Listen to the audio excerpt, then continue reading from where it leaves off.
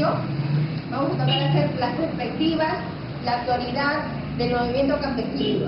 En el indio se le trataba mal. Entonces hay muchas personas que sienten la palabra indio como una ofensa, precisamente por esa costumbre cultural de tratar mal a los indígenas, ¿no? Pero hay gente, por ejemplo, que se siente orgulloso de ser indio. Por ejemplo, los hermanos del movimiento indígena ecuatoriano, ellos dicen, nosotros somos indios.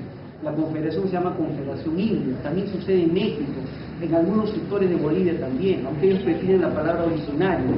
Entonces, pero para entendernos, o sea, desde el punto de vista lingüístico, desde el punto de vista de la técnica y la política internacional, que es donde se elaboran los tratados y documentos internacionales, o sea, se ha llegado por consenso a que la palabra más apropiada es el término indígena.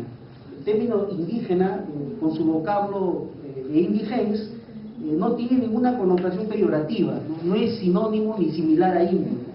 Es por ese motivo que tanto los tratados internacionales, el convenio, por ejemplo, 169 de la Organización Internacional del Trabajo, que es el primer tratado, ¿no?, que defiende los derechos de los pueblos indígenas como sujetos colectivos, como comunidades, ha adoptado el nombre de Convenio sobre Pueblos Indígenas. Y cuando estoy usando la palabra indígenas, no he estado haciendo peyorativo, sino que después de discutir a nivel mundial es el término más adecuado para referirse a los pueblos que son originarios de un lugar y que han sido conquistados, sometidos por estados que no los representan. Entonces, en ese sentido, son poblaciones originarias excluidas, ¿no? El convenio internacional, la Declaración de las Naciones Unidas sobre los Derechos de los Pueblos Indígenas, que es otro instrumento internacional, aprobado recién en el 2007, o sea, hace poquito, es una de las conquistas más importantes porque este es el documento más avanzado en términos de derechos de los pueblos indígenas, incluso reconoce la libre determinación de los pueblos. No estoy hablando de la libre independencia, que se separen de los estados, estoy hablando de la libre determinación. Así que como cada persona tiene derecho a elegir dónde va a vivir, dónde quiere trabajar, dónde quiere movilizarse, dónde quiere pernoctar, con quién quiere casarse, son derechos de la persona. Así también cada pueblo tiene derecho a elegir cómo quiere ser, cómo quiere hablar, cómo quiere educarse, cómo quiere construir su economía. En esos términos, la declaración reconoce el derecho a la libre determinación de todos los pueblos. Entonces, estos dos instrumentos son los más importantes que existen a nivel internacional para juzgar, evaluar, conocer los derechos de los pueblos indígenas. Entonces, es conveniente, es más apropiado usar el término indígena desde ese punto de vista, ¿no? Mariátegui usa indistintamente los dos. En esa época todo el mundo hablaba del indio, y era costumbre hablar del indio, pero preferentemente es mejor referirse al término indígena. Otro tema es el tema de la raza, ¿no? En esa época todos hablaban del problema de las razas, Mariátegui también habla del problema de las razas, pero es bien importante tener en cuenta que ahora el debate científico ya no habla de las razas. O sea, la antropología ya llegó a un consenso a partir de la década de 60, en el sentido de que a nivel de la especie humana no existen las razas. O sea, la diferencia genética entre los seres humanos, sean negros, chinos, cholos, asiáticos, etcétera, no es tan grande como para configurar razas distintas.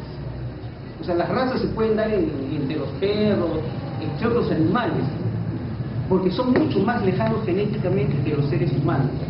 En cambio, a nivel de los seres humanos, todos formamos parte de una misma especie, que no se ha segmentado de una manera tan diferenciada.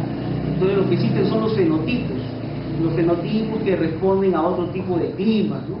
Como en África, que está especialmente la gente de tez negra, ¿no? Entonces, es importante tener en cuenta eso para de preferencia ya no referirse al término razas, pero eso es un acuerdo internacional que tuvieron los antropólogos en el año 69, un acuerdo ya a nivel mundial, donde dijeron nosotros reconocemos que la especie humana es una sola.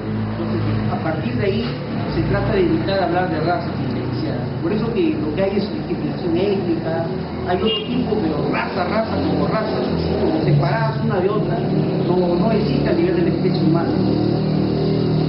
Otro concepto también sobre el cual vale la pena dar vueltas es el tema de pueblo y comunidad.